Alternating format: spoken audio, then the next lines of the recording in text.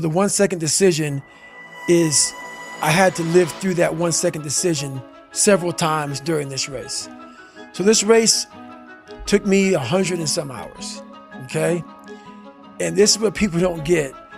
For you to finish that race, even though I DNF'd, I still finished in the time. So there's a lot of pride in that. If you're 100 and some odd hours, let me use Hell Week. This is a perfect example. Hell Week's 130 hours. And 130 hours is a lot of seconds. A lot of fucking seconds. And if you lose, let's say you win every second but one, you lost. It only takes 1 second for you to lose the whole thing. So the 1 second decision is just that. You're in a situation where life is sucking. Let's say you're in extreme cold water and your life is flashing before your eyes. Every time that wave goes over your head, your thought process is, I gotta get the fuck out of this water.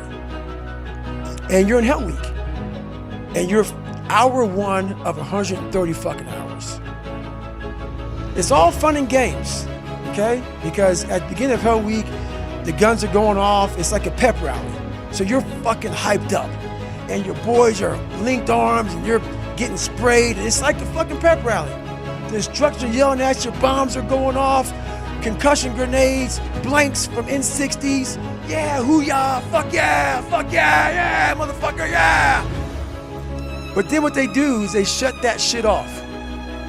They shut it off. All that hoo-yah, all that hype gets real quiet. And they march you out to that surf zone for something called surf torture. And it's that water, that Pacific Ocean is cold as shit. So no more pep rally. You're now in your head. You're linked arms with, your brothers beside you. You don't know if they're gonna be there long or not. You don't care. You think about yourself. You lay back, and that first wave hits you. Your mind goes straight from hour 2 all the way to hour 130. You can't process 5 days of this shit. You're now in a fuck you, like I gotta get out of here. You're in fight or flight. It's cold, I can't be cold this long. And then this is where that 1 second decision comes in. You forgot every reason why you wanted to be there. You don't care about SEALs. You don't care about any of this shit. You don't care about fighting for your country. You don't care about that gaudy gold trident that they put on your chest. You don't care about any of that shit. All you want to do is go back home. You want the warmth. You may want something to eat. You want your girl to hold you. All those things of comfort are there in that 1 second. And this is where people lose. So what I do in that 1 second, because we all think about quitting and shit's hard. But what you have to do in that 1 second is hard to process information during pain. Because that pain takes over and you can't think rationally. You're thinking about fight or flight, save yourself. That's not a rational thought. It's not a thought that's gonna get you through hard times. Most people fail that 1 second. So what happens, what I do in that 1 second, and there's a bigger process to all this, but in that 1 second, I physically stayed in that water. Because if I get out of the water, I quit. So I physically stay in the water, but mentally, I'm on the fucking beach with the fucking instructors. And the instructors, it's cold outside, so they got these parkas on. They got their cup of fucking Joe, and they're warm because they've already been through it. So now it's your turn to go through it. So mentally, I get back with them. I'm still in the water physically, but mentally, I'm back with them. I'm chilling. I got my parka on, and now I'm thinking logically because I'm warm now. Mentally, I'm warm. I've taken that 1 second. Let's not quit yet, Goggins. Let's fucking think about your options. Where are you going to end up if you quit this shit? Where are you going to go? What are you going to say to yourself? Because you know you're going to get warm.